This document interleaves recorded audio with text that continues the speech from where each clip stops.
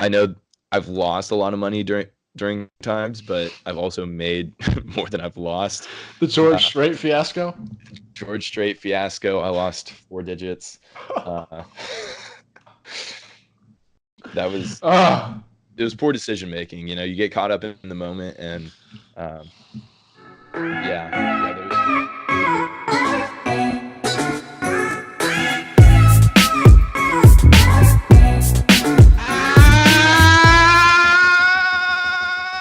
Good afternoon, everybody, and welcome. We're on podcast. Let's go. The third episode of the second season, and what it's a good one that we have here on this beautiful Monday afternoon. That's March 4th. This will come out March the 5th. We are coming back right after the second episode of the second season, which was studying law and government with our good friend Justin Wolf, who is in law school. We got some good tips for any aspiring law students as well as government majors. And this one we have a good episode lined up, and I'm going to introduce our guest here, who is a good friend of mine. He is currently at the University of Texas at Austin working on his BA in economics, which is the focus of this episode here. Senior economic advisor to President Reagan from 83 to 85. A lot of commodity trading experience.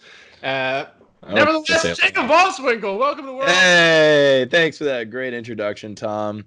Really hyped me up there. I was actually going to talk about, actually rewind that real quick. Do you say economics or economics? I've been saying economics. I usually say economics. I don't know really? If it's really the technically right way. I like saying economics. If you say, do you say finance or finance? I definitely do not say finance. The only people that say finance are finance professors that have like PhDs from Yale. And even then, they asked me, should I be saying finance in these interviews? I was like, if you say finance in an interview, you should probably just get up right there and you're not getting a job. But yeah, economics, it's been a good run. We have a great show lined up. A lot of stuff that's not economics related, everything from personal finance to some other topics.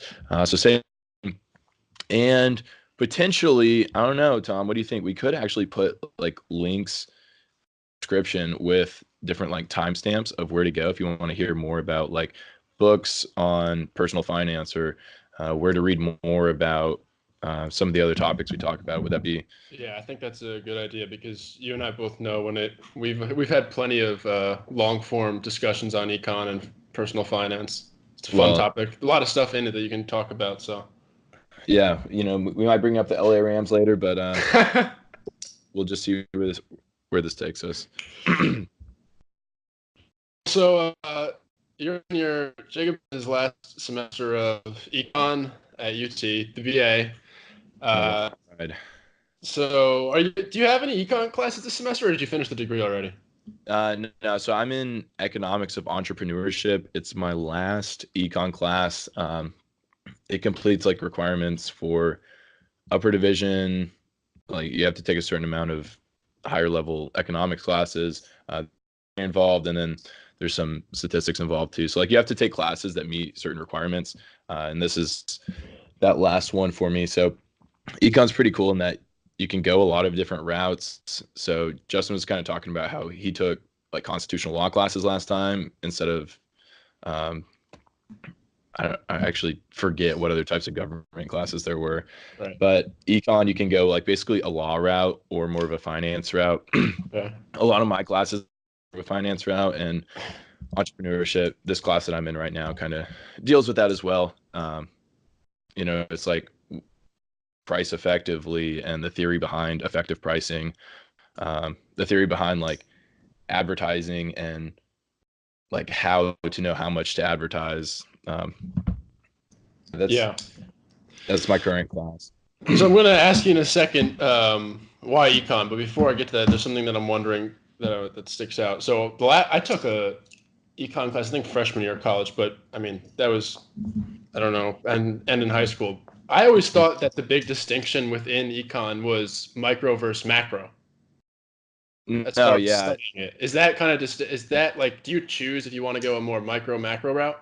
Well, no, that's like, so I would say that micro macro even kind of plays into, so I was saying like law versus finance. That would be like the fields that you would go into, macro versus micro. So micro is like theory of the firm, right? Right. Um, and that's kind of like that economics class, like the entrepreneurship class I'm in now is more theory of the firm. It's like it is microeconomics, where macro you're looking at like the broader economy. If you're interested in like going to law school or being in government, those are like more the classes that you would take because you're more interested in like the economy as a whole and how different policies affect the economy and forecasting GDP, and then different things like that. There's also that third route that's like academic uh, economics, Mm. where basically you go for a PhD. And really, if you don't have a PhD in economics, like you're not going to be an economist. It's kind of like philosophy. Right. Um, so yeah, kind of like as far as fields that you would go into, like, yeah, that kind of goes with fields of study. Like there is no route that says pre-law in economics. It'd be but you'd take more macro classes probably. So Yeah, that makes sense. So why you came in as an econ major? yeah, so I remember being in high school, and I think it was like my junior year of high school. I was like, that was really cool. I didn't really know anything about it at the time, but I was a nerd, and I bought The Wealth of Nations by Adam Smith. Started it on a couple plane rides, and I didn't read all of it because it's the most dry thing ever. But I was like, okay, this actually is pretty cool. It talks about it's like the first ideas around uh, like assembly lines and stuff. So you can kind of see why Henry Ford, um, like the whole idea of assembly line, he brought it to automotive technology, but they talk about making nails and how many nails you can make if Right. one person's doing one task versus like multiple tasks. Mm-hmm. So that kind of got me into it. And then my economics class I really enjoyed too. Um, and then I took like the intro accounting, um, like for McCombs majors, and was not really having it. And I also have really enjoyed my economics classes. So I was actually undeclared my freshman year, then Okay. went economics. And really, it's been good. The economics degree is like pretty versatile. You can do whatever. And I kept around a finance minor for the first 3 years. And then just because of timing, I wasn't going to be able to finish it by the time I was going to graduate. So now I'm a Right. government minor. Um, so yeah, just a little fun fact there. Econ seems like, and you touched on it a little, but econ seems like it's one of the things where there's a lot of different career paths you can go from that degree, right? Mhm. Right. Yeah. So, I mean, something in the age of everybody getting a degree these days. Yeah, you're fine. Um, there. What's up? Shout out JP. Episode 4 coming in hot. Um, so yeah, in the age of everybody getting a degree, like would you say that you need to get a degree in what you want to do that is going that direction, or would you just say that basically you can still do anything with any degree? Like, what No, do you feel I like? mean, it totally depends on what you want to end up doing, Sure. right? Because if you want to do something that's, especially in the STEM, if you want to do something STEM related, you usually have to Well, you go have to to a be a certain STEM. degree, right? Sure. Well, so I would say that basically like you can still, so like there's those general jobs that you can do. Like most sales jobs are pretty Right. accessible. Um, You could also hypothetically get accounting jobs as well. Um, Not like your MPA or jobs. Typically, like most MPAs from UT, you probably couldn't get those jobs. But you can get. I know a bunch of people that went into consulting. I know we have a friend that's going into banking. Um, yeah, trading was cool. That was something that I've done in the past. Real estate as well. Yeah, there's a ton of things you can go into. Obviously, law school is another huge pull. So, Mm-hmm. um, yeah, pretty versatile in that respect. And it's also cool because it kind of leaves the door open too, because you can also frame your degree in a lot of different ways and take, a lot of different classes. Where if you're an accounting major, you're potentially more limited than, an economics major might be. Right. So here's a kind of a side question.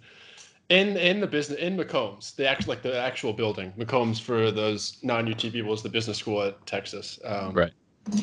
What do you have to do to get into that trading room in the back there on the second floor? So Because that thing looks awesome. yeah, I think that's actually only for MBAs. They actually wait. Look in, they Man, got like a few Bloomberg terminals. I think did Stan ever go in there? I don't I know. have no idea. BHP kids might be able to go in there, but I think that's for MBAs like specifically. There was I had a couple classes in there. I'm pretty sure some of my finance friends have never been in there. And I did this thing with BP, like this BP trading challenge. And it was in McCombs, but it was it was in the room right past that in this Oh, like I know. computer area. Yeah, I know what you Uh, mean.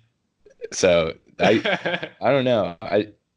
It's tough, you know. Yeah, It's it might pretty just be for exclusive. grad students. Yeah, there's only a You few almost seats never in see there. people in there. No, or if there are, they fog the windows so you can't see, right? Right, yeah. But I've walked past a couple. There's like Bloomberg, CNBC, Yeah.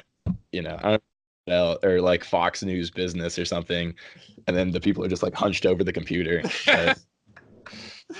Haven't left for 3 days. I don't even know what they could like be doing in there. Like, what? Like in all honesty, what could you be doing? I mean, don't the grad students Okay, have like doesn't the school give them like a fund, like a they pool do of have a money? portfolio, and there are like student investment clubs that have like portfolios, but I don't know to what extent.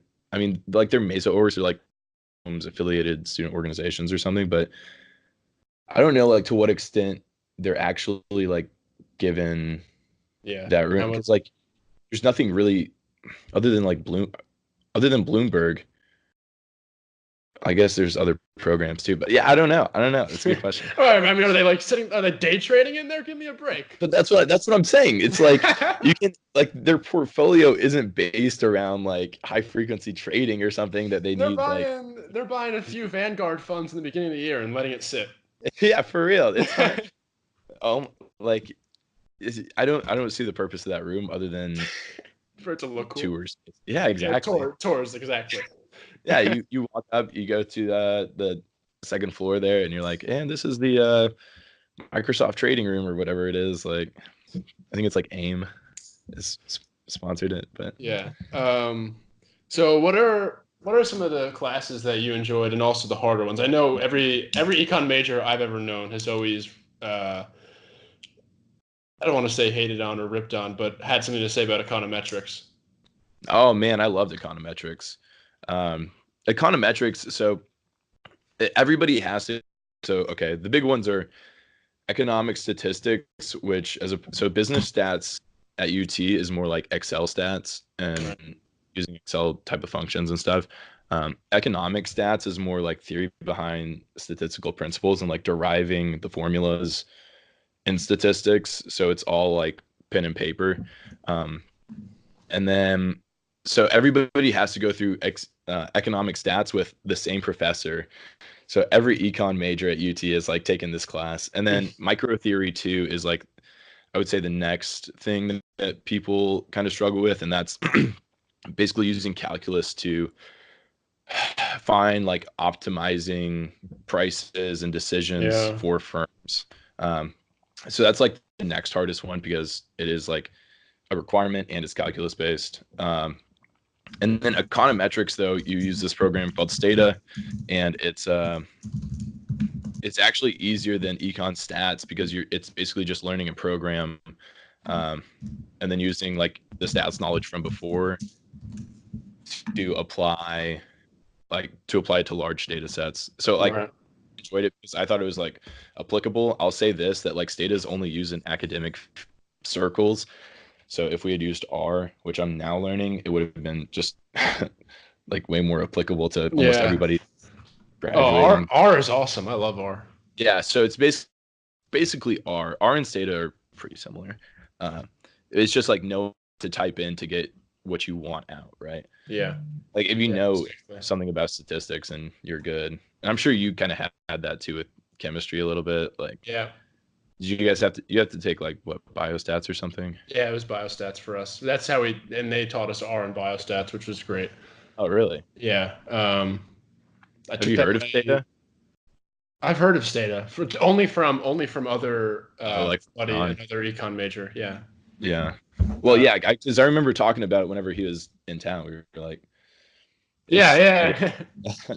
yeah, it's what econ. Well, because that's okay. So I like one of my complaints about economics is like a field of study is that it's kind of taught, and I'll say this, okay, like you have to kind of teach to where you assume that they're going to progress like to grad school. Yeah. Um, Yeah. because that's like all these people went to grad school and you have to prepare them for grad school. So like econometrics kind of does that, prepares you for grad school. It doesn't prepare you necessarily for the workforce, but it kind of gives you Mhm. the tools that you can what you learn to like other settings. So in a sense, I kind of wish that like economics in general, I kind of had a route that was more like prepared you more for the workforce instead Right. of econ majors needing to take some sort of initiative to prepare in a sense. Yeah, that's always interested me, like the crossroads of calc and econ. Yeah. I mean, when you, I mean, but and I might be, I don't want to, I might be simplifying it, but it makes sense because if you just even think of like a supply demand curve and you change things around, calculus basically is calculating areas under and above curves. So it kind of makes sense, I guess. right. And if the area below the curve is the profit, then you want to maximize that Right. area, Right. which is the derivative basically. Yeah. So it is kind of interesting in that sense. And uh yeah, the entrepreneurship class right now, it's like deriving the functions to get towards the optimizing like advertising expenditure. And it's just like you just have to make sure that all your ducks are in a row before you take the derivative or you're screwed. Hmm. So it's not to get too in the weeds, but that's why Yeah. people don't econ basically. So it's you take, I mean, I'm sure that it's kind of like pretty much any major. There's a bunch required that are sort of basic in the beginning, and then you sort of take electives in it. Right, right. Yeah. So this is one of my electives. What are some of Let's like see. the freshman intro required courses? Well, obviously like macro, micro. I don't so people always tell me, "Oh, you're an economics major. That must be so hard." Like I I haven't really had that much of an issue with it. So I And I think I don't think know. it's drawing from my STEM background. It seems like it's similar to, I mean, calculus at its core, math really at its core is pretty cut and dry. There's not, Right.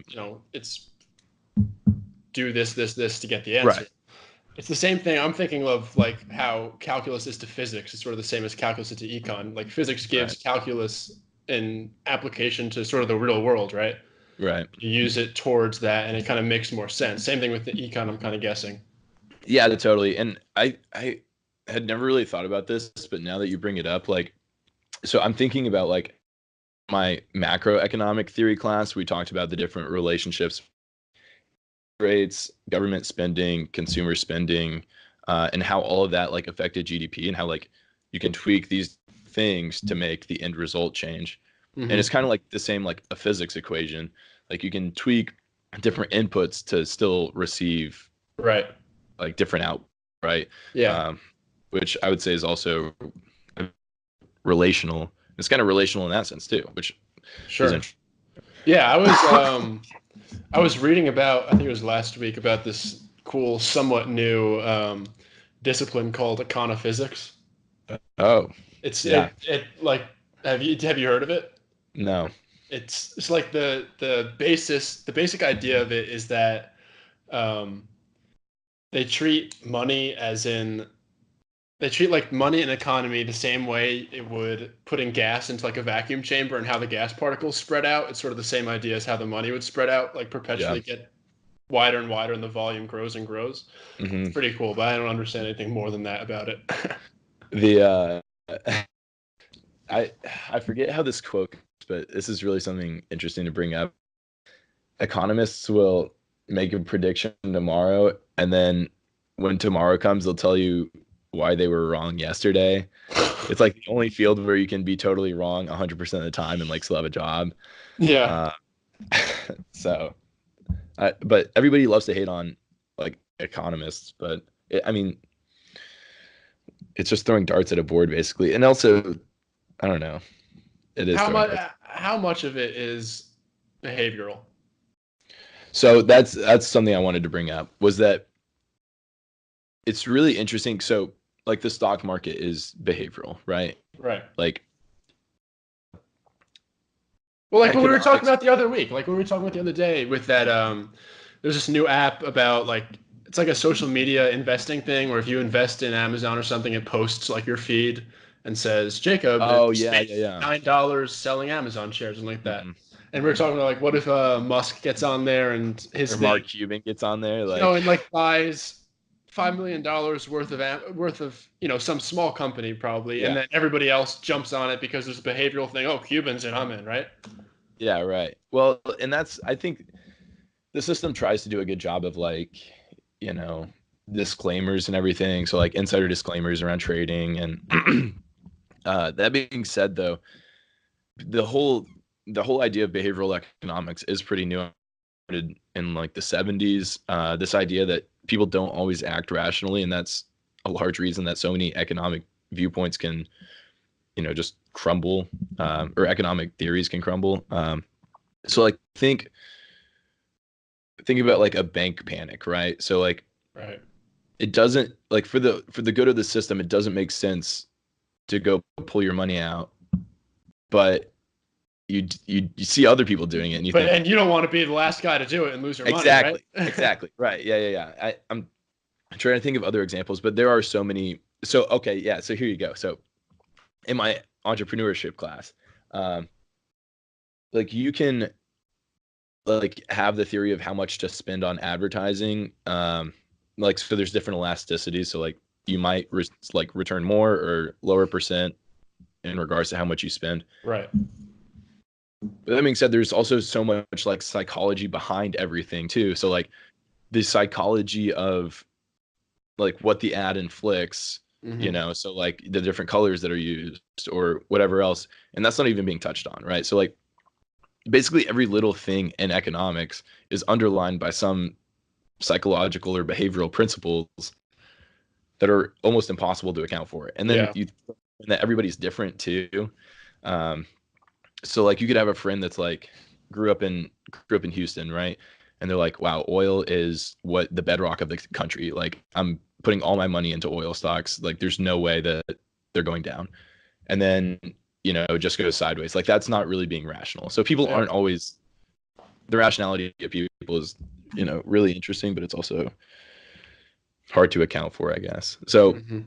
in that sense, everything's behavioral, but there's only so Yeah. much you can do about it. You just have Right. to assume people are rational at some point. Yeah. I mean that, and then the classic quote. What is it? Who was it? Locke. Greed is good. Yeah, yeah. Locke said Is greed it is good. good? Is it good Yeah, for a capitalist market? I'll say this. So Locke is what we're based on in general, right? So we were going through the Constitution the other day, or actually, no, it was the Declaration of Independence. Actually, I forget, but it's probably both, honestly. So we're going through line by line, and the professor says, "Okay, yell out Locke whenever I get to a concept that's Locke." And he reads the first line, and we're like, "Locke." And he reads the second line, and we're like, "Locke." And then he reads halfway through the third line, and the class says Locke. Um, so greed being good is actually, I mean, a capitalist idea, and it's kind of what we're based on. People should be rewarded. The industrious and greedy should be rewarded. Um, and by being industrious and greedy, you will be rewarded because you're going out and doing it yourself. And that's Hmm. the only way to really differentiate between Right. who's deserving and who's not, right? So if you can use your intelligence to build more and help other people, Right. so in So that sense, I would say yes. In a cardinal sin sense, I mean, I think we've talked about how greedy people, quote unquote greedy people, give back statistically larger, or not statistically, but proportionately larger amounts than, sure, like the upper class, the 1% are tremendously generous, right? right. Plus, like Say I think we mentioned also, I don't know what week, but we mentioned I think before in an episode how the greedy among us, capitalistically speaking, so this top 1% are greedy and reap what they sow, but in this also because of that, then they also have more sectors of the company. They're making more contracts. They're also supporting exponentially more people, right? Through parts, through suppliers, through employees. Right. Yeah. So, I mean, everybody says, where's the line? So, wait, hold on. I want to go back to something. Is greed good? So, one of the main criticisms of capitalism and Locke that I think is totally valid is that it leaves something to be desired, like in the soul of the person. So, that's something that we can totally see today, right? Is that, even though you can be doing these things that might, as we would say, make the society better and, help out Right. yourself along the way, that doesn't necessarily bring you fulfillment to do that. And that's, I mean, probably a large reason why we see that theocracy has such a strong hold on, certain parts of the world, is that they are being fulfilled by um, different ideals, Mm-hmm. and I think that's like a totally valid thing, is that like greed can be good in the sense that, yeah, it employs people, but at the same time, it doesn't thing, right? So, Yeah. Well, what what do you about think? Greed, like objectively, is it good? I don't know what I think about it. I like it and I hate it. Yeah. I'm a total believer in capitalism and that you should reap what you sow. Um, but I mean, I know, there's so many sides to it. So, Well, I'll say this too, is that it is disclaimer that, like, inherently today, white people are more set up, and like, like that's just a fact. There's also a large part of this too. So we had Mort Meyerson, and who's the Dallas Symphony Center is named after him. He early investor in Mark Cuban, early investor. He was Michael Dell's coach from the time that Michael Dell was 21 to 24, and like had received $1 million in Dell personal stock when like 2 years into his company, and then donated that to the Symphony Center when it was worth 3 million, like 2 years later. And he said, "Don't sell this," and the Symphony Center sold it. uh, Yeah, crazy, right? He's like, that would have been worth like $200 million today. uh, But so he was saying, we had him in my entrepreneurship class, and they were taking questions, and I was like, basically, like, what differentiates, people that don't make it and people that make it in today's like confirmation bias world? And he's like, honestly, it's a lot of luck. yeah. Like, you can be trying for so long to make things happen, but there just has to be luck at some point along the way. Mhm. So that being said, another issue with capitalism, it's not always the industrious that get rewarded. A lot of times, you just got to be lucky too. Right place, right time. But probably most of the time, it's the industrious, right? No, right, but that doesn't mean that there's a direct correlation or like No, a. definitely not. Definitely not. And that's why And that's the why I'm saying too, there's a lot of social aspects of it as well. Like, the most industrious, underrepresented people can still be at a disadvantage to the less industrious people that have other advantages. So, like, if you grew up in historically right, yeah, low, yeah. So, like your parents have friends and they can set you up with the job, even if you're like potentially less industrious than people that like had to pay their way through school, or sure. that's why we see a lot of people that I think today are being rewarded for working their way through school or paying their own way through school, Hmm. and and different, you know, Right. different hardships like that. So, What about going to a bit of personal finance here? First of all, yeah. does majoring in econ, do you see it playing a role in how you understand personal finance? Or can you really connect between econ and personal finance, or is it kind of econ and undergrad is a little too vague to really apply it to that? I would say, yeah, I think undergrad eat well. So, just good question. Yeah, I would say that it's probably too vague to like Yeah. apply.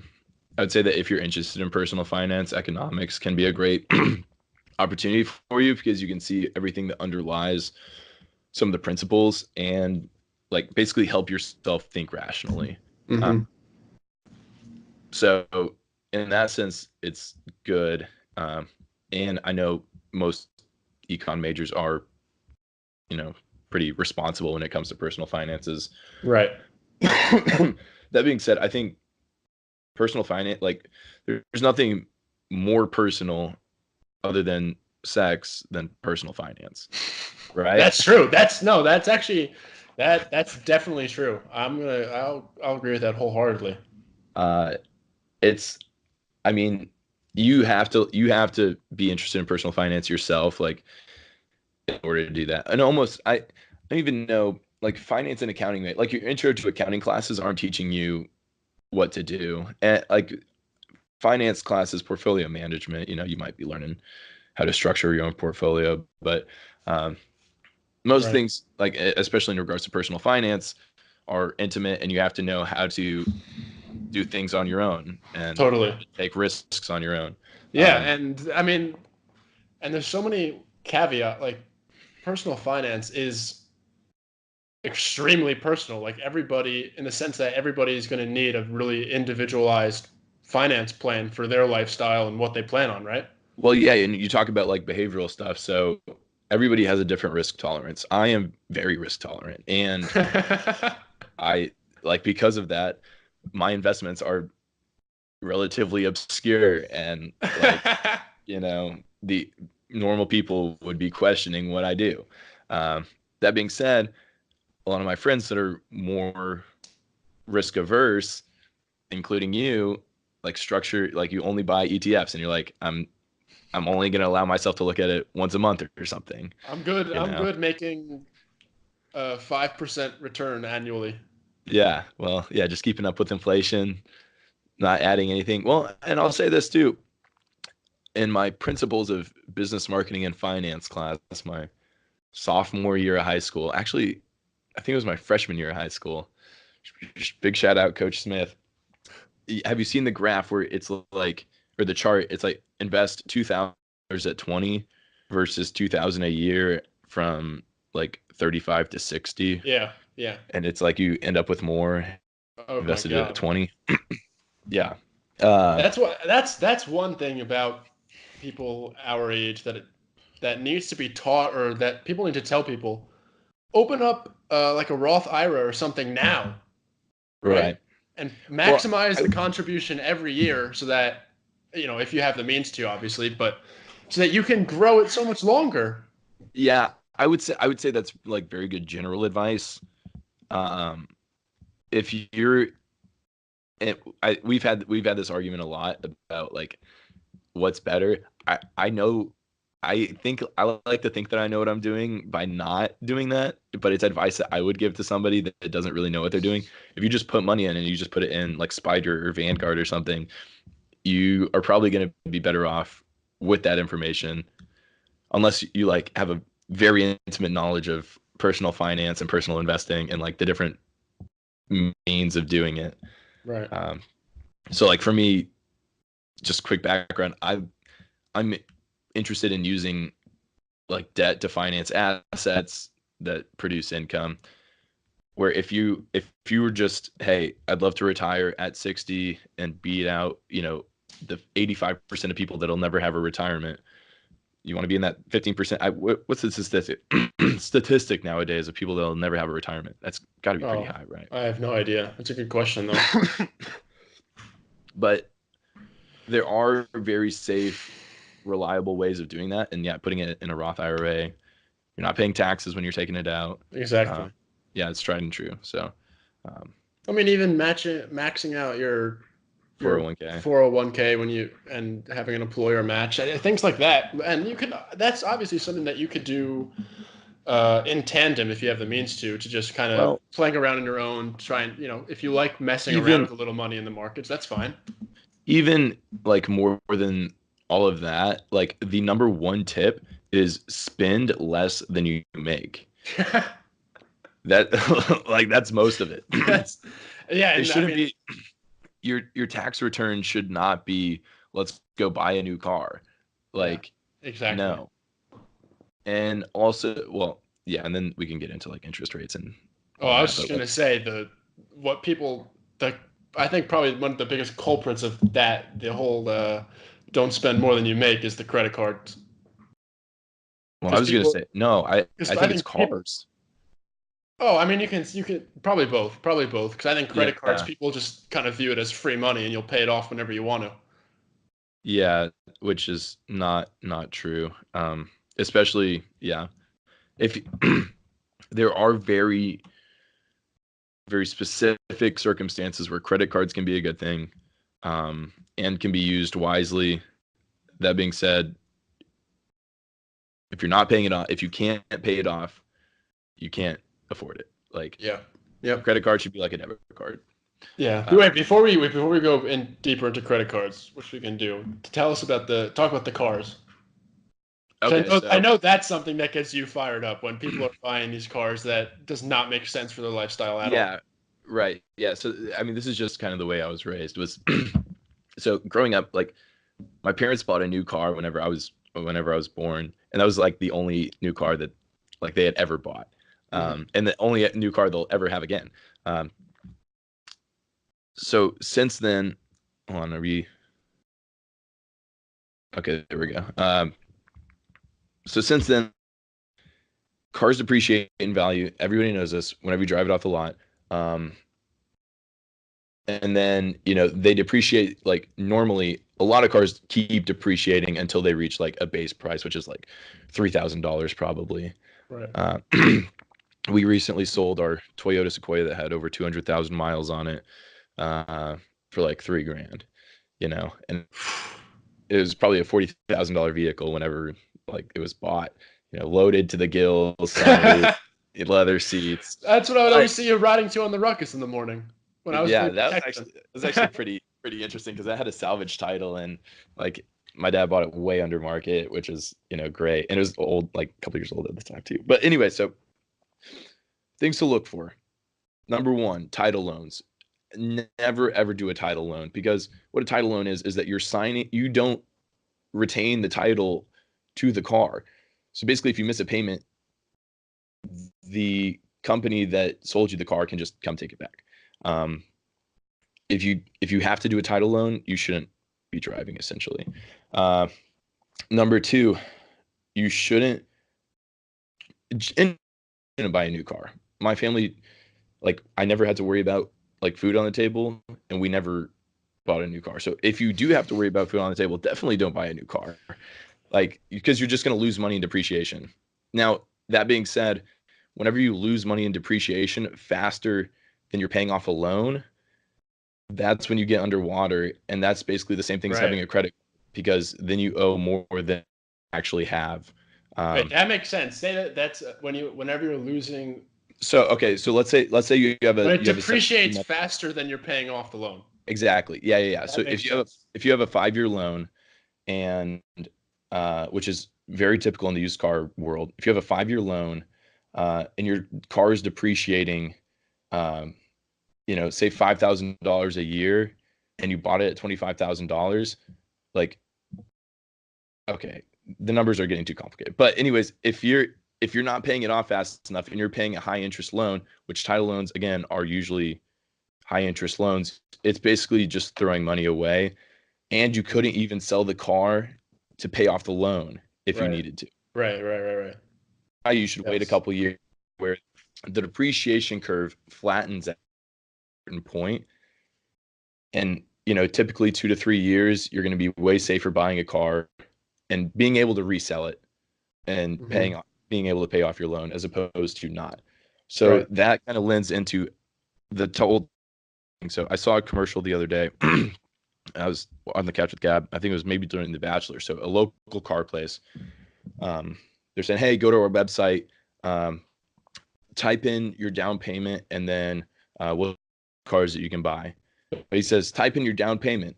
I recommend $250, and we'll show you the cars you can buy." I'm like, no. That's basically predatory lending.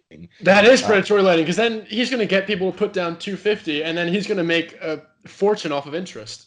exactly. So basically, if they're financing the cars and you're putting less than, I'll say 10% down. I was gonna say, usually I know with the house you want to do 20, so I'm 20, thinking, right? yeah, 20 is safe. And generally, if you're buying a $25,000 car, that's And you're five putting grand. 250 down. If there's, you're going to be underwater. I mean, that's what it's called. That If should be predatory lending. Yeah, no, it should be. You should not be allowed to put down less than like 5% on a car, especially in today's market. So, um, yeah, you're just asking to be in a really bad situation if you put it down less than like 5% on a car. Now, what about leasing is safe, right? Yeah, generally leasing is safe because you're locked into a rate. I mean, assuming you hear all these Assuming stories about like idiots that are taking $600 a month leased cars, and they can't afford it. It doesn't make sense, right? So as long as you're leasing within your means. Right. Yeah. So in general, so here's a really good rule of thumb is that all of your car payment, insurance, your car payment, and gas should be less than 10% of your after-tax earnings. That's a good So rule. I like that. yeah. So if you are making, so let's say somebody's making 60,000 a year, that's 5,000 a month, um, pre-tax, after tax, you're looking at, I don't know, maybe 3,600. Um, Yeah. that doesn't, I mean, that doesn't leave you a lot for a car. No. That's why, you need to buy used cars. Um, you're going to have insurance rate. Generally, they're going to have very similar features to the new cars as well. Um, but you're just going to be way better off. That same rule applies to rent. So, like rent, generally, I always, whenever I'm looking for apartments, like with people, I would say 25% is a sweet spot. Hmm. uh, Banks will generally lend up to 33%, um, but you don't be spending all your money on rent every month. That's No. not really safe either. Um, and then, if you're spending 5% on food, that's $180 if we were using the same example from earlier. Right. And I think, including going out, that's fine.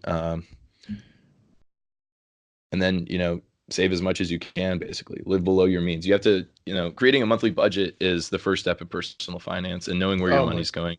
Yeah. Uh, if you know where your money's going, especially if you have a steady job and you know how much is coming in and you know what's going out, then you can Exactly. find kind of those areas. So That's that is definitely the first step. That's exactly it. I mean, people think a lot of people, especially younger people our age, think when you say put together a budget, it's going to be some crazy impossible task. I mean, literally start how much do you have coming in each month, and Hmm. then list out expenses and add them And up, and make sure that expenses are less than what's coming in. you don't even have to you don't even really have to sit down and do it like looking back per se. If you wanted to, you could even say, okay, let's think about what I'm going to spend this week. I'm going to go have drinks with my friends. I need to go to the grocery store. Like, what would I spend in these situations? And then like hold yourself to that. Right. Uh, Yeah, that's true. it's not, you don't necessarily have to give up that many things in order to, you know, live below your means a lot of times, or Uh-huh. just make, a couple shifts. The classic example is instead of going to Starbucks and spending $3, spend $1 and make your own coffee. Or Yeah. if it's free at work, I mean, I know it's not going to be as good, but have the coffee at work. Yeah. And uh, those little things do add up, even little stuff yeah, like totally. that. Everybody hears and Starbucks is the one that's always talked about. Instead of getting a $5 latte or whatever every day, five Hmm. days a week for 4 weeks, so 20 times five, that's $100 a month on Starbucks, really? Yeah. Well, yeah, even if it's also $2 a day, if you did that 7 days a week, Yeah. you know, well, yeah, you're looking at $600. Wait, no, $60. So, yeah, Yeah, it's so yeah, so misestimating. you save 40 or whatever. I mean, it's not as bad as it sounds, right? I mean, if you live somewhat close, I mean, that is a tank of gas. $40 is another tank of gas, or, Sure. um, even putting that away. A great free resource that people can use if you want to learn about investing and like just want somewhere to start. Go to just Google compound interest calculator, and there's something called investor.gov. I think that's the website, and it's really cool. You can just type in, $20 a month to this fund, and then how long you want to do it, and it shows you a really cool graph of how much you'll have over that period of time. Yeah. So that's a good place to look as well. Also, while we're on personal finance, just quick book recommendation: Richest Man in Babylon was like a book I read in high school. Gave it to Tom for graduation. Did you end up finishing that? Yeah, I finished it. I mean, pretty good. It was great. I liked it. Yeah. It's like just foundations of personal finance, basically. One of my favorite, the guy was like, his dad is like, hey, they're building a new well at the top of the hill over there. And you can buy land right next to it right now for super cheap. Like, I really think that you should do that. And he's like, well, I kind of want to buy new clothes. I want to buy new robes to take this girl at something.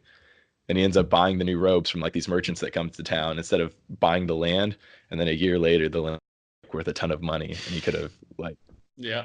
And so yeah, that's like such like a teenage type of thing. Instead of thinking for the future, we think for right now. And right. I mean, especially with money, it's like that site you're just talking about. It's unbelievable when you look at how much it can grow over 10 years. Right. Yeah, I really like that site because it's like it is such like an interactive little graph, and it looks way cleaner. It's one of the great government websites. It's so clean, and you can play with it so much too, way more than a lot of other even private websites. So in that sense, also in that kind of book range, Rich Dad Poor Dad, a lot of people like. I'd say Richest Man in Babylon's more important though. Yeah. I guess hold on, just to keep going on books for a sec. Have you read any Taleb? Nassim Taleb or Nicholas Taleb? No, I have not. So his books are like Fooled by Randomness, was Black Swan is one. He has a lot of, a great writer. He has a lot of kind of economics based book. I read Fooled by Randomness my sophomore year. And it's great. It just talks about like how you have to account for random scenarios in life. And that's, part of like having a rainy day fund. Right. You never know like when a flat tire is going to hit or something. You have to be deliberate in preparing for scenarios and accounting for that. And then he talks about like different trading, like strategy and stuff. And Black Swan, he talks about like Black Swan events, like once in a lifetime events occurring, like things coming together that are harder to forecast. So if you're interested in, economics in general, as well as like investing, Nassim Taleb, look him up. Michael Lewis books. What? Oh, go ahead. No, finish that. Michael Lewis books. He wrote Flash Boys, Moneyball, Liar's Poker. Great. A lot of people love him. It's more of a narrative style than Taleb, who's more, I would say, like idea oriented. And then last one, Alan Greenspan wrote a good book, Age of Turbulence, that was published in 2007. But he was kind of writing about just post 9/11 and all of the things that were going on, and it's kind of eerie reading it now because he can see like some of the cracks in the system and stuff, and he's like, but there's a lot of good economics in it. He talks about meeting Paul Volcker, who was chairman of the Fed before he was, but they met whenever they were like 20, just randomly. And yeah, like there's some really interesting stuff in there. So if you're actually interested in like the economic side, and you want to get a PhD, I guess, read Alan Greenspan. What were you going to say earlier? I was going to say, have you heard of Dave Ramsey? No, I live under a rock. Plug his podcast, which is just kind of fun to watch. Especially they have a bunch of cool clips on YouTube of You know how he has like people call in and say, Oh yeah. I'm 28, married, and in $300,000 worth of debt, and I'm gonna have a job that pays 40,000 a year, and Yeah. he'll be like, all right. I mean, but it's cool because you hear them go step by step through their Hmm. debts and what they have coming in, and kind of try and figure out what they can do. And a lot of Yeah, times, it's totally. things that's like when you go through it, it's like blaringly obvious. They'll be in $300,000 of debt, have a job that pays $40,000 a year, and They paying. have an 80,000 car, Yeah, $80,000 exactly. They're paying car, and $600 a month for their car payment. yeah, yeah. Well, the issue is, and I don't know if anybody listens to this that's over the age of 35. Um, well, actually, probably my parents, but whenever you have kids, things get so much harder. Like, and I can even see this with my sister. Like, whenever you have kids, like you have expenses that you actually have to pay. It's not like, okay, I could just eat ramen noodles, for a month and then pay down something. Like you actually have to take your kids to the doctor and provide nutritious meals for them and pay for daycare.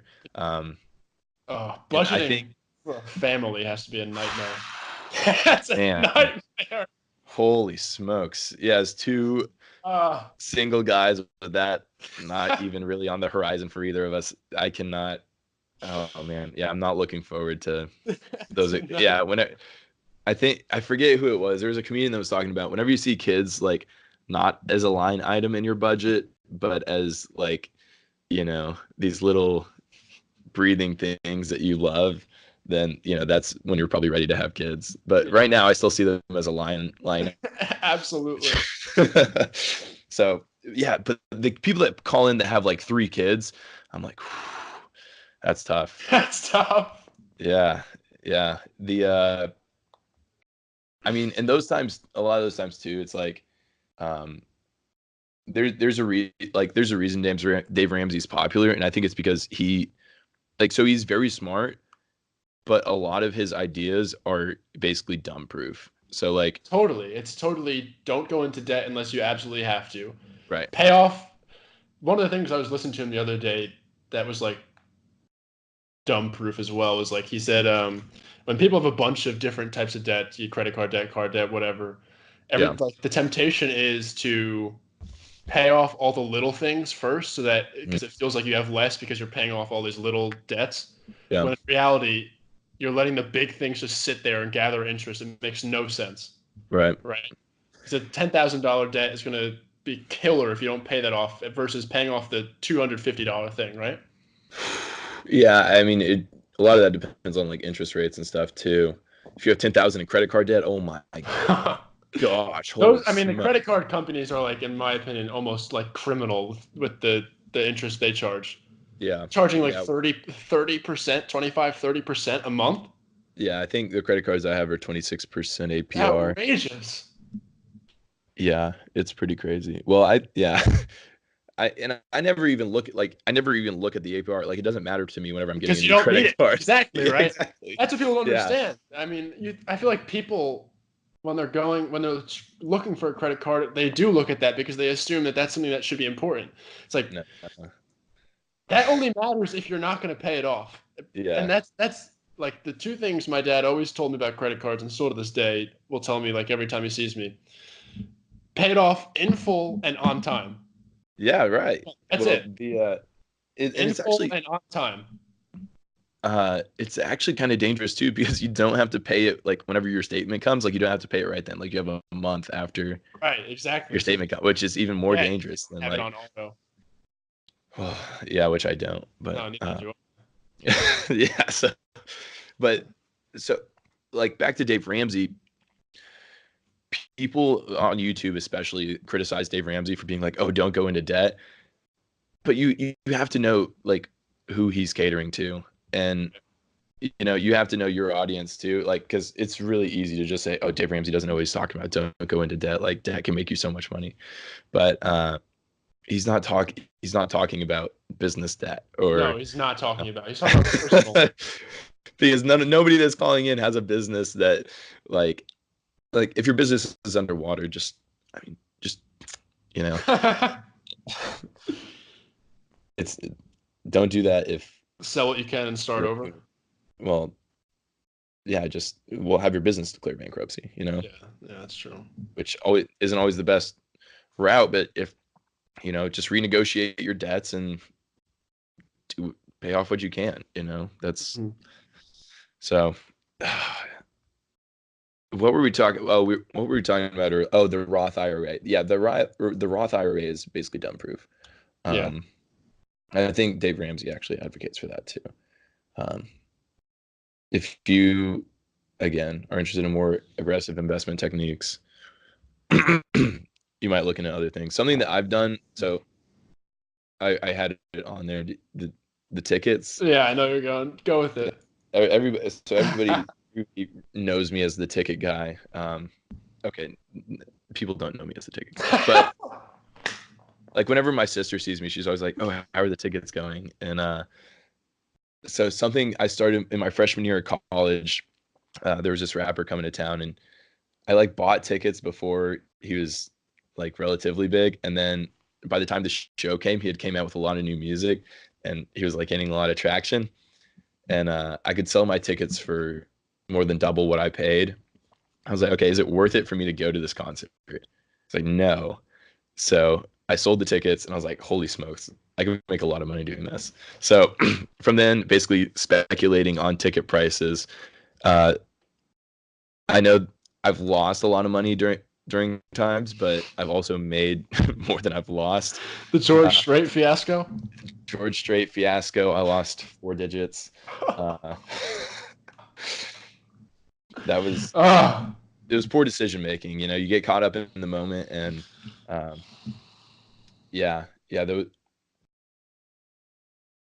that one, it was poor decision making. I'll say one of the best decisions that I have made. Right around Christmas time, I bought Ariana Grande Atlanta tickets in a good spot. They were underpriced on a secondary like ticket website, and I scooped them. I paid like $600 for them. I think I'll make like revenue 1,400. Whoa. She's done so much in the last like 3 months, and the time value. So like basically the time value of tickets, like they're worth the most right when they're offered, and then right before the concert. So like there's this huge lull, and if you can just wait that out, then you can really just capitalize on it. So somebody that buys tickets and then immediately knows they can't go, there's no demand for the tickets because they lost that initial interest.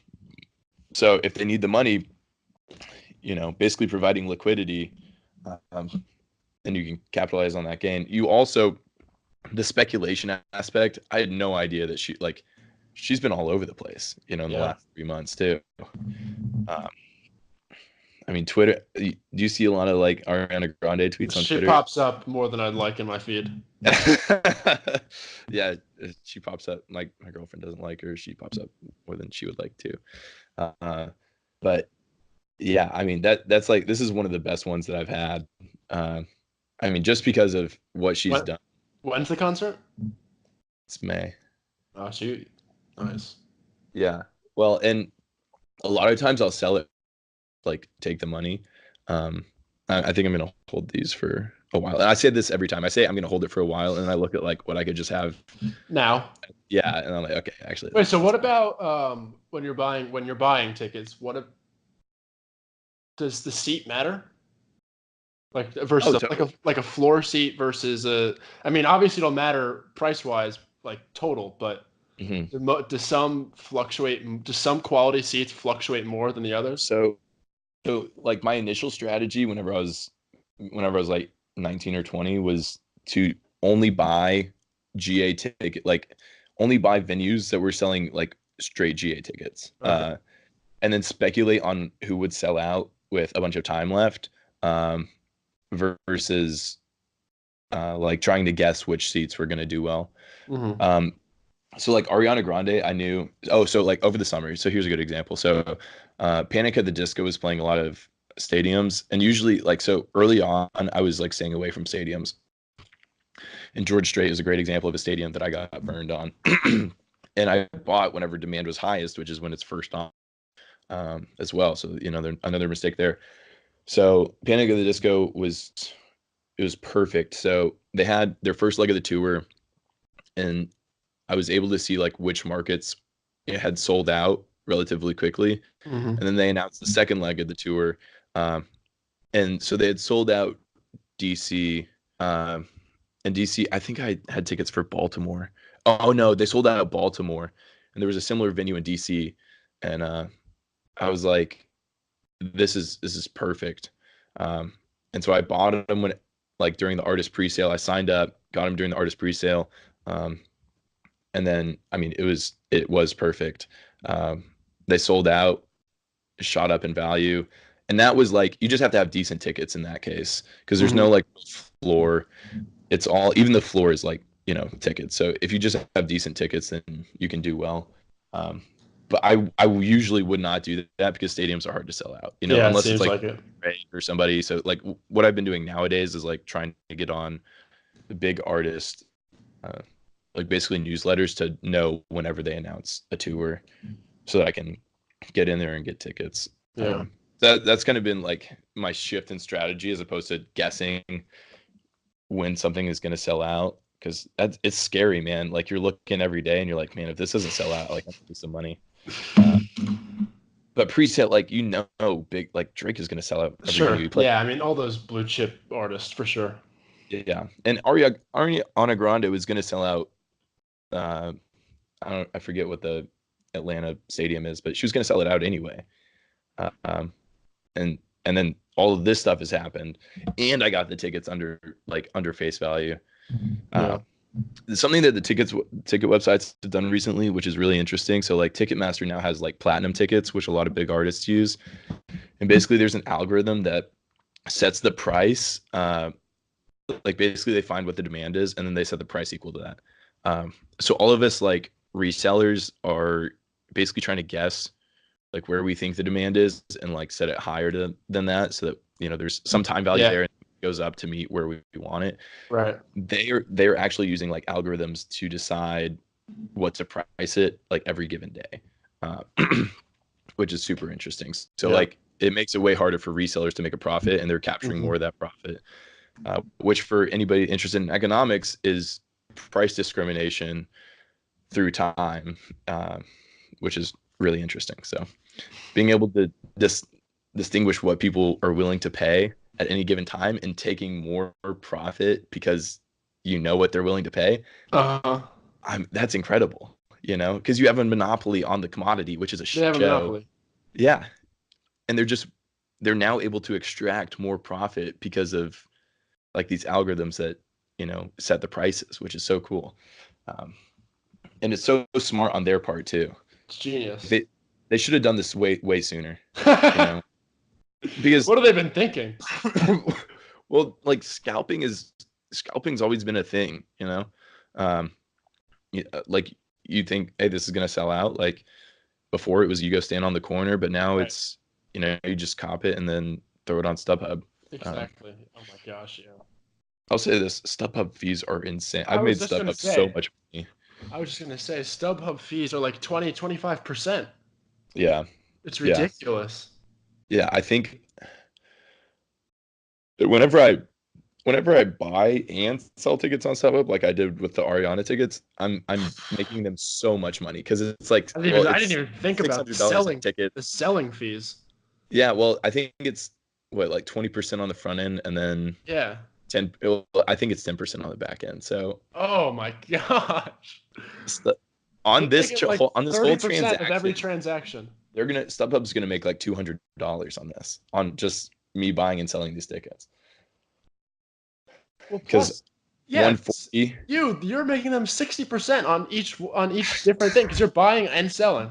Yeah, right. So you Yeah. buy a ticket, you purchasing it gets them 20%, and then the seller pays 10%, and then it's the reverse when you sell it back.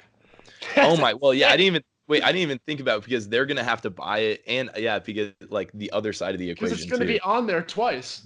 That's crazy. It's StubHub. Oh insane. my gosh. They're like making the same money twice, basically. Something that I looked into doing this summer was, like there's back whenever I was like first learning about trading and stuff, I was like, oh my gosh, like there's these people that make money day trading every day and they send you their trades, like that's awesome. And I never like signed up for the service, but basically I have the knowledge to know where to buy tickets basically. And if I could provide a service that says, hey, if you buy these tickets, you're going to make money on them. And there's sites out there that do them. They're not very clean, and I don't really agree with a lot of the stuff they do. Like a lot of the tickets they buy, they're like more geared towards an older crowd, basically. So, I mean, like basically Bruce, like a ticket broker, basically. kind of, but basically people sign up, they pay a fee, and I send them emails whenever I think there's a great like ticket Right. buying opportunity, basically. So like a broker like buys and More like like a stuff ticket up. analyst. More like a ticket Yeah, analyst. yeah, it's basically just paying people for my ticket analysis, Yeah. or people paying me for my ticket analysis. And I got caught up with another project that was done, but so I never did that. And I've like just transitioned my ticket game to like the back burner too, in favor of some other projects. So, but that being said, I think it's still a great idea. If anybody has that knowledge, and there's still an opportunity to That is a market. good idea. I like that. Yeah. I told you before we started this, I have a business idea every week, and that was one from this summer. That was right around the time that I was buying the Panic at the Disco tickets. I was like, people need to know about this. This is incredible. I guess you don't need too much capital to start, right? It depends. If you have an intimate knowledge of one space, and you're able to do the research, no. But as Dad always said, it takes money to make money. You can start with a single $50 ticket, double it. I think my first tickets were $25, and I had like 3 of them. Yeah, so that's like $75. I think I sold them for like 200. I was like, at the time, college freshman, I was like $125. I'm freaking rich. Did you put it right back into it? I think I did. And I broke even. And I was like, okay, this is as easy as I thought. Also, it takes so much time too that you better be sure like what you're doing is correct. Yeah, it's true. It's got to be worth the time. Well, because this Ariana Grande one, Gab at the time was like, yeah, like she reminded me, you have to be sure that this is gonna work out, because 6 months is a long time to wait, just to break even. Yeah. Lock your money up. That's like basically putting it in a CD, which I think is a terrible idea. Why? At today's rates, what am I? I'm gonna make a quarter 4%? of a percent. Oh, it's Yeah, a quarter? it's not. Put it in a money market fund, you'll make 4%. Yeah. What's Like a CD 1 making? to 2% in a CD. You're just keeping up with inflation, basically, and that's if you're in a good CD. Like at today. What about to make some passive income? Just throw it in a savings account. I've bring been back cash. 0.01% interest. Yeah, real. You know this. That I've been cash poor basically all of college because I'm always doing something. You're very you do not have a lot of liquid assets. My liquid assets are second. I've yeah, from a net worth perspective, like You're like all I'm in the fine, you're all but in the M2 money supply. yeah, whenever stuff doesn't hit at the right time, I'm like, oh my gosh, I'm actually gonna be eating ramen out of necessity just because I like it this month. That's yeah, like man, I forget. Well, yeah, it was after George Strait. It was after I lost that George Strait money. Um, we were roommates, and I was like, "Holy cow!" Like, I I didn't budget for that not to work. Yeah, That was a bad hit. that was a hit for sure. I also have like a super part-time job where these days where I just work like once a week for a day, and that kind of keeps me going to like beyond the investments, which I think it's super dangerous. So this is back to personal finance. It gets kind of dangerous whenever you have a lot of money in your checking account and you see, okay, like I can spend this much money and be okay. I think being cash poor has been really good because whenever I I see that I have $100 in my checking account. I'm like, okay, I have to be smart about this. I'm not getting this money back for, a month or so. So in that sense, it's been really good. Yeah, I was actually at a talk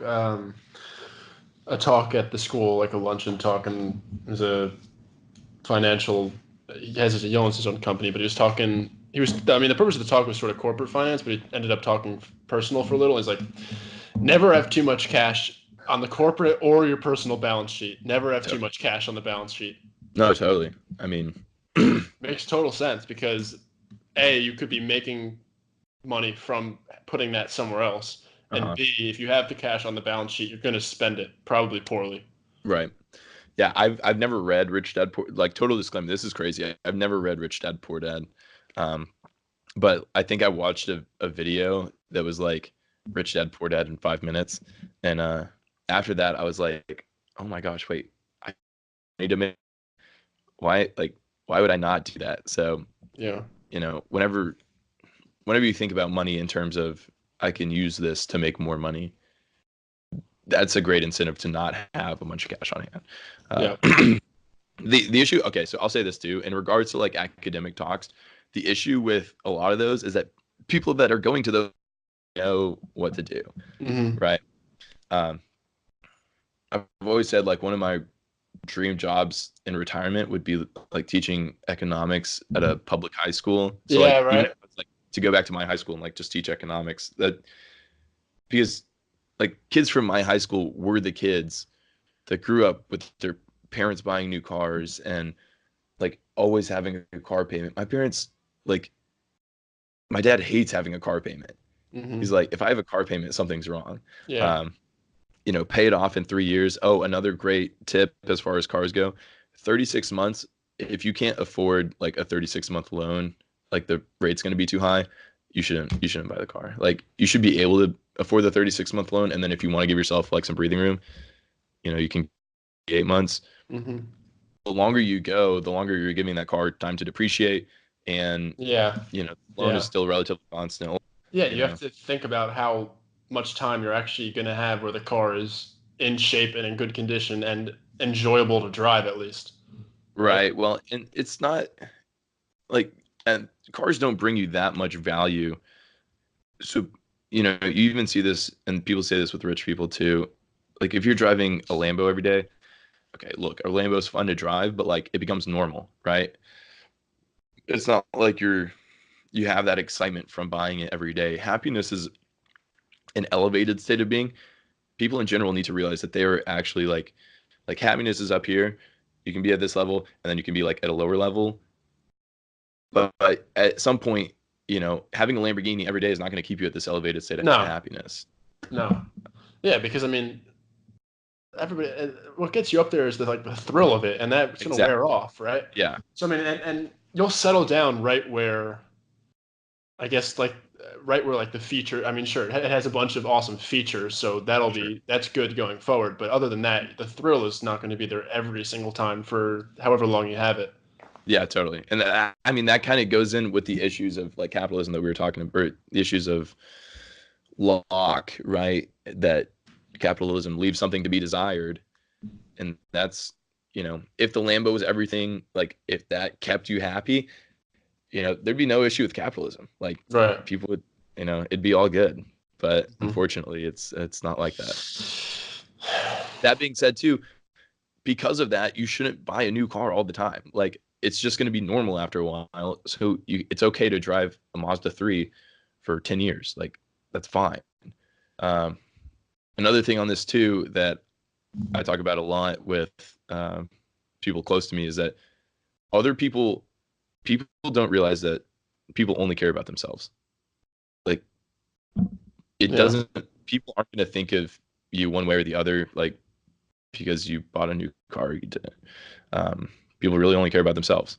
So buying a new car, if you think it's going to, if you're doing it for the wrong reasons, it makes even less sense, right? So that's like just something to keep in mind too when considering like large purchases. And what I would say is consider the possibility that you don't even need a car in the first place, especially now. I mean, if you live in a city, sure, but especially now, even with rideshare too. you hear a Yeah. bunch of stories of people who it actually makes sense that they just take Uber to and from work every day, right? Right. Well, yeah, if you run the numbers, so what did we say earlier? So $360 a month. If you have two $5 Ubers every day, that's $300. Yeah. So, I mean, that's without tip if you like to tip your Uber drivers. But I mean, that being said too, though, I mean, it will be, if you have to it takes visit out family out of town, convenience. Yeah, exactly. So it takes some ev- convenience out of it. But if you're really trying to live in frugally, well, and the thing too, like if we live in Austin, so I worked my internship 2 summers ago. There was a guy that lived on Rainy that biked to work, and we worked downtown. Um, and he was a younger guy, and it's like that's during the summers, especially, from basically March till October, you can bike to work no problem in Austin. oh yeah, Um, so yeah, like the validity of having a car and like paying insurance on it. You could even like pause your insurance, right? I think that's a thing. okay, yeah. Because well, I think my parents take me off whenever I don't have a car. Like they take me off the insurance. Oh yeah, that makes sense. Wait, are you still on your parents' insurance? Do you know? Yeah, I'm sure I am probably. Yeah. I mean, Well, whenever I go home and stuff, I'm covered. right. Driving around. Well, I mean, Well, plus, I think it depends on the state because some states you insure the car, some states you insure the driver. yeah, I forget what Texas is. I think New it's the Jersey, car. New Jersey is the driver, I think it's the car here. so that would make sense, right? But I don't know. But I think well, so by having me on, they definitely have to pay more. I know that. Yeah, yeah, But that being said, I mean, if I'm not one of the person that's like people that's driving a car, because like you have to like say who's driving yeah, the car, right? yeah.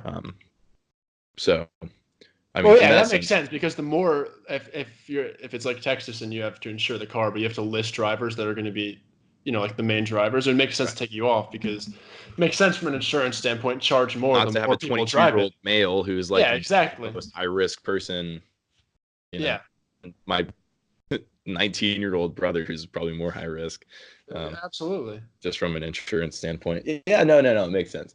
I mean, yeah, so that's money they're saving. And I mean, you didn't have a car the whole time you were here. Oh my gosh, I've never had a car. I I was have making the never. joke this weekend that you don't have a license. That's what happens when you go to school and you don't have a car. People start to think you can't even drive. You don't. Well, it's because you're from the Northeast. I was just like, just assume you don't have a license. Everybody was like, oh well, Tom can't drive. He doesn't have a license. So, The first time, like I think it was like midway through sophomore year. I think it was Justin or somebody. I was talking to him. And I mentioned like, I was home and drove to wherever. He's like, "Wait, you have a license?" you have a driver's license? Just figured your family didn't own cars, you know. The yeah, crap. Where was I going with that? Oh well, I was just gonna say I didn't have a car the first 2 years of school. Right. Wait, I don't think I had a car last year. No, last year. I think with Uh, Austin especially, it's like having a car is possible, but the parking is so freaking expensive. I know I pay $100 a month right now, Yeah, and I just that's like park at my I think house. that's like the average just about too is $100 a month if you're a student. That's why I got the moped, man. I gotta ride my moped to the parking garage. It's ridiculous. $100 a month, $1,200 a year for parking, and that's not even. I mean, Austin, other cities. I mean, in Chicago, it definitely is so much worse. Yeah. Oh my gosh. Well, yeah. In the city, I can't imagine like New York or Chicago. That's insane. I probably think it's probably $400 a month to park a car And so in New York on City. $400 a month.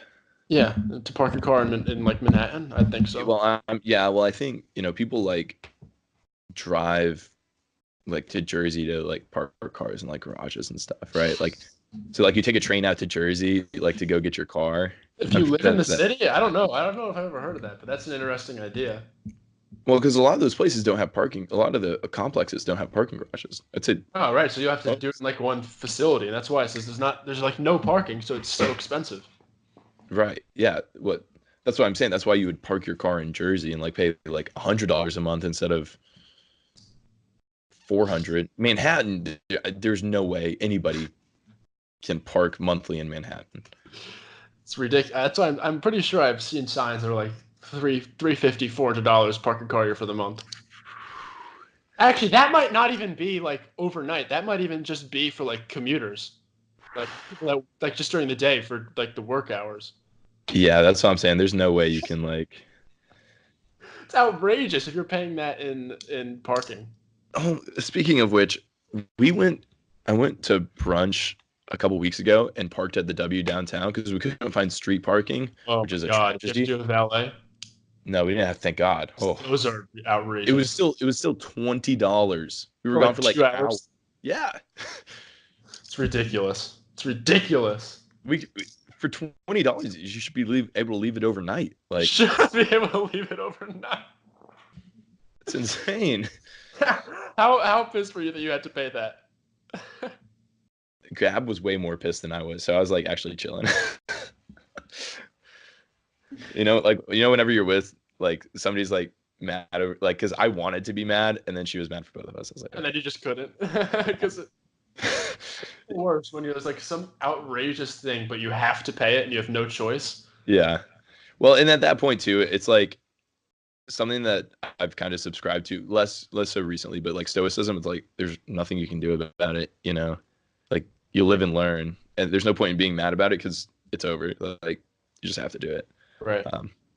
I mean, that's the rate. Also, though, I don't remember seeing like posted rates, which can't be legal. That's But annoying. yeah, Ugh. whenever we need to lobby Justin to have them post rates. Post rates. Right. So did you only found out once you came out of the garage or whatever that? Yeah. Whenever we were like pulling out, I was like, we should have like looking back, we should have like stopped at the bar and been like, hey, if we like buy a drink, can we get validation or something? Oh yeah. Did they didn't validate? Well, we weren't eating there. Oh, I thought you said you were doing brunch. What were you doing? Well, yeah, we were doing brunch, but we were doing brunch like across this. You weren't Yeah. using their. Okay. Yeah. No, we had like just parked there, which, I mean, we had Still, driven, we were late for the reservation. It was like, because we could have around for 10 minutes, couldn't find parking. Yeah. All right, hold on. Back to economics. I mean, pretty much covered everything. Should we just wrap this up? This has gone on longer than This has gone on. I like this. This has been a good one. Yeah, no, this has been a great episode. A lot of clips are going to come out of this. People look for these YouTube clips. 'Cause honestly, okay. Last thing. Let's talk about one more thing at least. With credit cards. Wait, hold on. Before you go here, we're like what, probably an hour and a half in. Huge shout out, Shanil Nurani, listening. I bet he's the only one that's made it this far, other than my parents.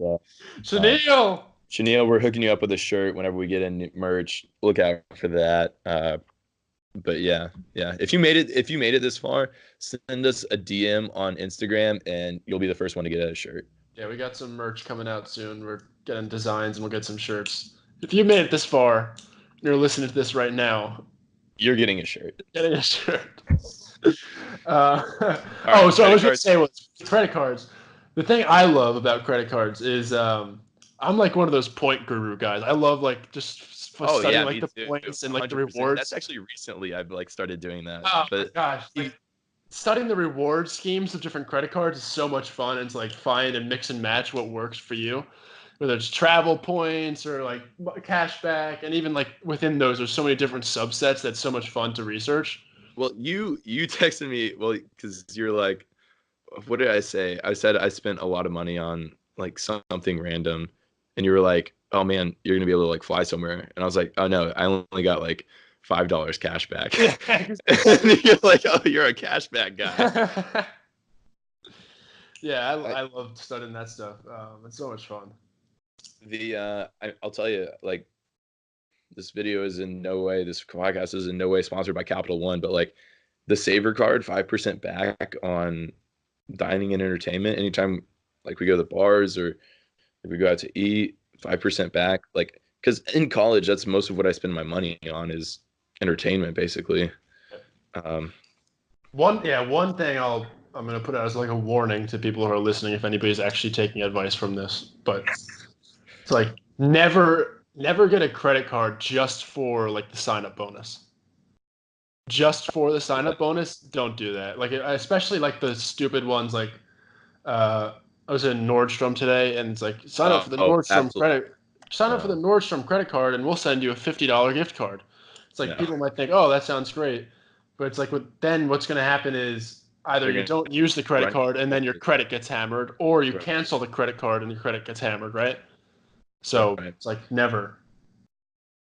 What I um yeah, what I did recently was the something that was really interesting. So like with credit cards, sometimes you can like downgrade like the product. So with this card, I got the Saver card, Saver One card, which doesn't carry an annual fee, um, but it also didn't have a sign up bonus. So I did the sign up bonus, and then later I can downgrade it to the one that doesn't have an annual fee. They don't run your credit, like they don't do a hard check on your credit again, so you don't get busted there. Um, and you maintain the same credit like limit, which is dope. You just get less cash back. So Yeah. that was pretty clutch there. Yeah, you just like there's ways around getting a card just for There's ways around it. But yeah, like those stupid ones like different store cards and stuff, I think are just mostly store cards. I don't. pointless. I don't think store cards are really a great Uh, investment. That um, being said, I've been very close to getting. Chase has been offering me a $300 sign up bonus, um, like to get like the Freedom card. Like there's no annual, and you just have 100 in the first 3 months, which is easy. I'd do that like right. in 1 month, um, and Mhm. it's $300 back, which is freaking awesome for a no. So Yeah. that being said, I did just get a credit card, so I'm trying to space it out so that I Was don't this have. number two? Yeah, this was number two that I just added. What you have three? I'm at three. I have Three that are just you, right? If you have one that's like your parents are on, no, that yeah, I doesn't have count. three that are just me. Just one basic from Bank of America, which I do checking stuff with. So no annual fee, pretty simple. I think it's just cash back, like 1, 2, 3% scheme, 1% on Mhm. everything else, 2% gas or something like that, 3% groceries, I think. Yeah, Then yeah, I have the United Mileage Plus card. Love that. Since I'm always when I fly, I usually try and fly United, so it makes sense. And you know, you and get then I you think have the a point per dollar, a mile per dollar, and then like 2 miles for everything you spend on United too. So that's good. and then Uh, your last one's the Chase Freedom Reserve card that carries a $400 annual fee, right? no. Last one is also a Pride and Joy, the Amex Green card. A good, solid intro Amex card. Love it. Is that the one where you had to load the cash onto it before you can spend No, it? no. What the hell was that? The charge card, like I mean, it is technically a charge card, but you're not preloading it. It's not a gift card. I don't know how the green card. I've never heard of that. That must be No, it's like it's in the same line as it's like the green card, the gold card, platinum, black. well, It's yeah, in but that like, line. dang, okay. I mean, Well, I it's basic. I mean, pretty much anybody who applies for it will probably get it. I um I I must not. There must not be like a good bonus right now with it. If it's just like, I I don't know guess what the bonus those is. don't really offer bonuses like a lot of the I mean, time. oh, I think they do because I definitely, or maybe once you're in it, they do because I keep getting emails about upgrading to gold or platinum plus like 60,000 miles or something like that. Right. But you know, Yeah. then Amex isn't. I mean, it's an annual fee, and those are a lot. Those, I mean, platinum cards like I think $590 annual fee, Yeah, it's insane. and gold I think is two something. The green is like I think 90. Yeah. Um, but Wait, $90 annual fee for the green card, the green card? yeah, I think so. Oh my gosh, man, what are you doing? It's great though. I mean, the amount of things you can get with these points, and it's a good point value too. Wait, hold on. Now's a good time to. I know we said one last thing, but now's a good time to talk about subscriptions briefly too. Um, so like Netflix, I think is like pretty standard. A lot of people do that. Amazon, I don't personally have a Netflix account. That being said, I do subscribe to Amazon Prime, which I think is totally worth it. I definitely get enough Prime's value. definitely worth it. If you Oh, don't have Prime and you're listening to this, what are you doing? At my girlfriend, what are you doing? She just uses mine though, so it's chill. I could not imagine not having Prime now. Yeah, 2 day shipping. Free 2 day shipping, no tax. And yeah, oh my gosh, Prime What is? is. Isn't it 70? It's still $70 a year. I think well, student I thought was like Oh, 52, students like 50 something. Yeah. That's. which I mean. Oh. I want to get a part-time professorship so I can keep my UTexas email, and just come back, guest lecture. I got to do something noteworthy to be a guest lecturer. Maybe we're all in will take off enough, and I can keep my UTexas email ID just for that. Spotify is a must for me. Oh my gosh, Spotify. Yeah. Okay. So deal, especially student, was it $5? And you get Hulu, right? A month. Yeah, and you get Hulu. I also subscribe to the Wall Street Journal. I was going to talk about periodicals earlier. Wall Street Journal morning. Do you subscribe to Morning Brew? No, I have the Journal. I don't. The ads for it. No. What is it? Yeah, Morning Brew. It's like a business newsletter. It's a daily business newsletter, and it just talks about like what's going on.